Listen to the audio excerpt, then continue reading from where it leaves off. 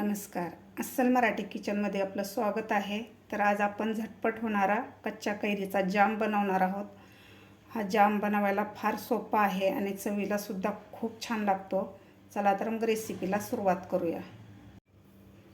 कच्च्या कैरीचा जाम बनवण्यासाठी मी इथं 3 कैऱ्या घेतलेल्या आहेत. अशा मीडियम साईजच्या कैऱ्या आहेत. याला स्वच्छ धुवून 1 तासभर पाण्यात ठेवलं होतं, जेणेकरून याचा चीक निघून जातो आणि याला कोरड्या कपड्याने व्यवस्थित पुसून घेतलेलं आहे. आता आपल्याला यावरची साल काढून घ्यायची आहे.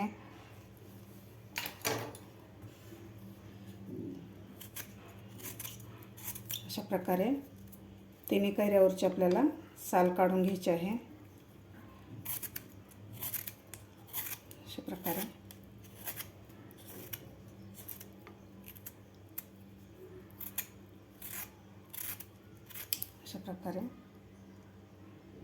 अशा प्रकारे मी सगळ्या कैरीची साल काढून घेतलेली आहे. कैऱ्या थोड्या पिवळ्या झालेल्या आहेत. आता आपण याला कापून घेऊया.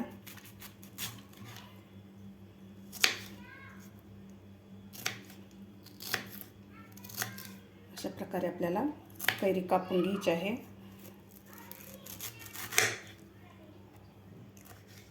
अशा प्रकारे सगळी कैरी आपल्याला कापून घ्यायची आहे. अशा प्रकारे मी तिन्ही कैऱ्या कापून घेतलेल्या आहेत. मी इथे कुकर घेतलेला आहे. आता यामध्ये आपल्याला ही कैरी घालून घ्यायची आहे.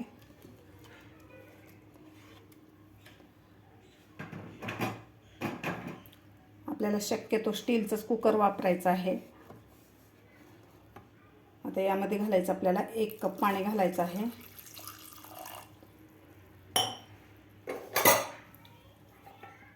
आता याला झाकण लावून आपल्याला मीडियम गॅसवर 1 शिट्टी करून घ्यायची आहे. मी कुकरची 1 शिट्टी करून घेतलेली आहे. 1 शिट्टी झाल्यानंतर मी 2 ते 3 मिनिट मीडियम गॅसवर कुकर ठेवलेला होता. तर कैरी आपली व्यवस्थित शिजलेली आहे. आता आपण कुकरचं झाकण काढून घेऊया.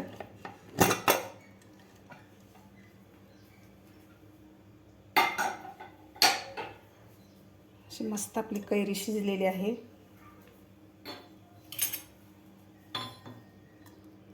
तुम्ही बघू शकता अशी मस्त शिजलेली आहे आपली कैरी.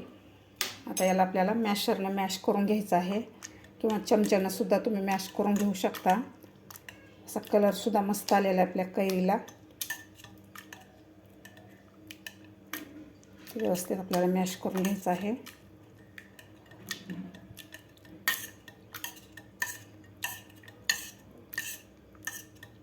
व्यवस्थित मॅश करून घेतलेला आहे. इथे एक मी चाळणी घेतलेली आहे. यामध्ये आपण हे कैरी शिजवलेली काढून घ्यायची आहे.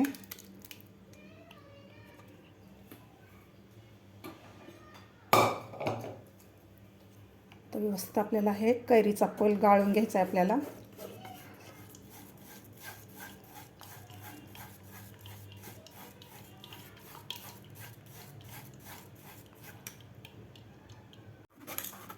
अशा प्रकारे कैरीचा गर सगळा गाळून घेतलेला आहे. तुम्ही बघू शकता वरती काहीही राहिलेलं नाही. अशा प्रकारे आपल्याला कैरीचा गर काढलेला आहे. इथं स्टीलचा पॅन वापरलेला आहे. आपल्याला हँडलूमचं भांडं अजिबात वापरायचं नाही. आता या पॅनमध्ये आपल्याला हे कैरीचा गर घालून घ्यायचा आहे.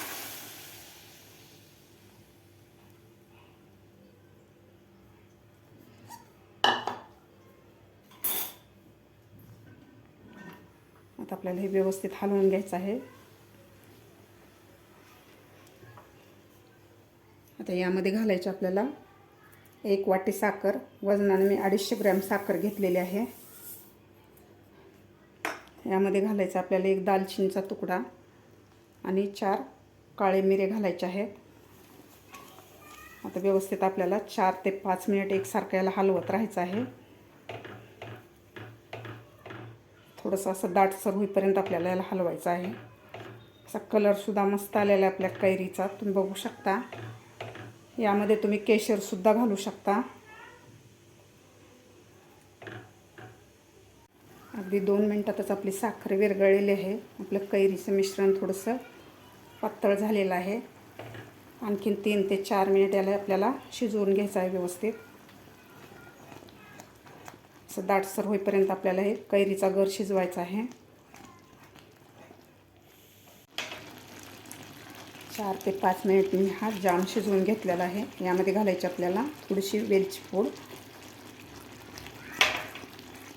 व्यवस्थित मिक्स करून घ्यायचं आहे.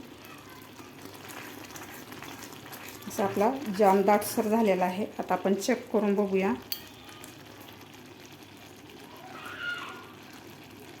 याला थोडंसं आपल्याला थंड करून घ्यायचं आहे, नंतर चेक करायचं आहे. गॅस आपल्याला एकदम बारीक करायचा आहे.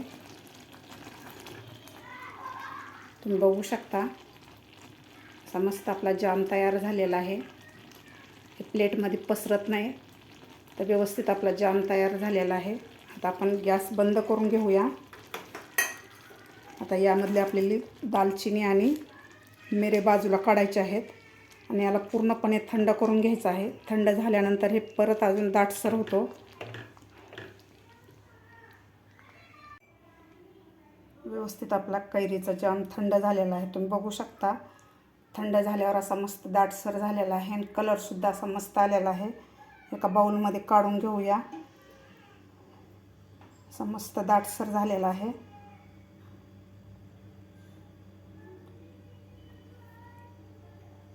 मस्त आपला कैरीचा जाम तयार झालेला आहे. मी इथे एक काचेची बरणी घेतलेली आहे, एकदम अशी कोरडी करून घेतलेली आहे. यामध्ये आपण आता काचेचा जाम भरून घेऊया. असा कलर मस्त आलेला आहे. तुम्ही हा जाम लहान मुलांना ब्रेडला लावून पोळीला लावून सुद्धा देऊ शकता. खूप छान लागतो. लहान मुलं आवडीनं खातात. तुम्ही विकत जाम आणण्यापेक्षा अशा घरच्या घरी जर कैरीचा जाम बनवला तर चवीला अप्रतिम लागतो आणि दिसायलासुद्धा खूप छान दिसतो. तुम्ही हे फ्रीजच्या बाहेर 1 महिना स्टोअर करू शकता आणि फ्रीजमध्ये ठेवूनसुद्धा तुम्ही 6 महिन्याला स्टोअर करू शकता. खूप छान लागतो. तुम्ही बघू शकता झटपट असा आपला कच्च्या कैरीचा जाम तयार झालेला आहे. खायला अप्रतिम लागतो. लहान मुलांना तर असे पदार्थ खूप आवडतात. तर तुम्हीसुद्धा अशा प्रकारे नक्की करून बघा.